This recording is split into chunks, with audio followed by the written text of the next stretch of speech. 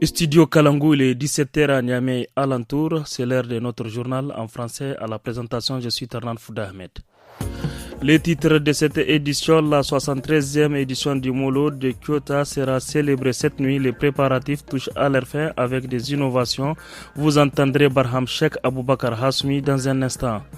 La saison des pluies au Niger n'est pas encore terminée. Les fortes précipitations et les inondations sont attendues dans certaines localités.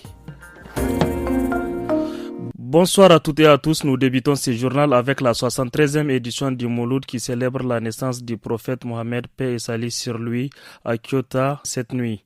À quelques heures du début de l'événement, les préparatifs touchent à leur fin, comme l'indique Barham Sheikh Aboubakar Hassoumi, membre de l'organisation. La quasi-totalité du programme préparatif ont été exécutés. Les Moulouds se succèdent et ne se ressemblent pas. Chaque Mouloud dépasse en ampleur le précédent. La 73e édition du Mouloud de cette année ne va pas déroger à la règle.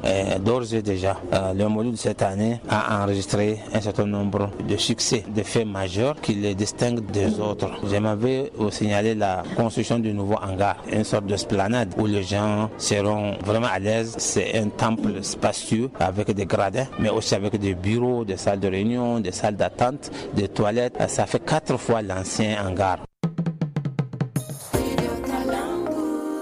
La saison des pluies au Niger n'est pas encore terminée. Selon les spécialistes, dans les jours prochains, il faut s'attendre à de fortes précipitations et inondations dans certaines localités.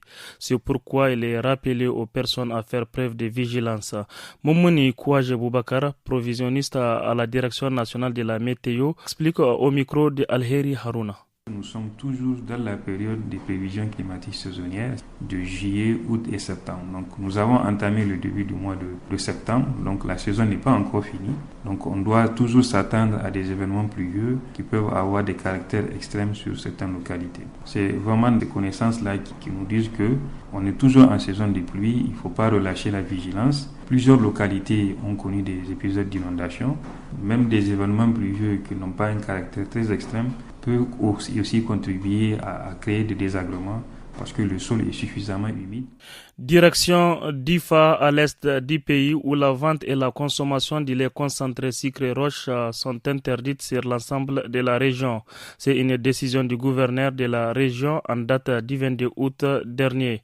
Tijani Mamana, directeur régional de la Chambre de commerce, apporte des précisions au micro de Abdoulaye Maina. Nous avons été saisis par un consommateur de la présence d'un lait concentré sucré de qualité douteuse. Et nous avons effectué conjointement avec la police sanitaire des prélèvements d'échantillons au niveau du grand marché de Difa. À l'analyse de ces échantillons, nous avons trouvé que ce lait n'a pas un aspect qui garantit la santé des consommateurs. Et c'est pourquoi nous avons déposé ce PV au niveau du gouverneur qui a pris cet arrêté le 22 août d'année, interdisant la consommation, la distribution et la vente de ce produit sur toute la région de Difa. Nous sommes en train de faire le contrôle sur le marché de la ville de Difa pour le moment. Les préfets seront saisis pour faire la même chose afin de garantir cette sécurité-là. Madame Baré Clémence Achatou, épouse de l'ancien président de la 4e République du Niger, fait général Ibrahim Baré Menassara, est nommée nouvelle ambassadrice du Niger auprès des États-Unis d'Amérique.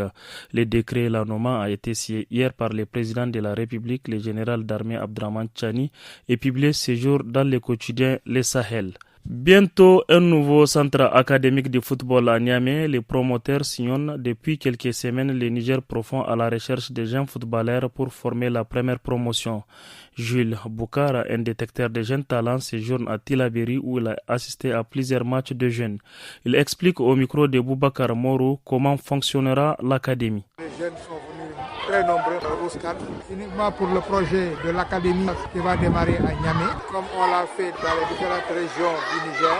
Donc c'était normal aussi qu'on le fasse ici à Tilaberi, pour voir si on peut amener des jeunes talents à Niamey, les héberger là-bas, les entraîner pour qu'ils puissent atteindre leurs rêves. Ce qu'on est en train de faire, c'est d'abord faire de la détection, parce que le football, c'est d'abord à la préformation et à la formation à la base.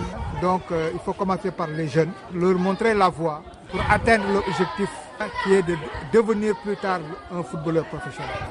C'est la fin de cette édition. Restez fidèles au programme de Studio Kalangou.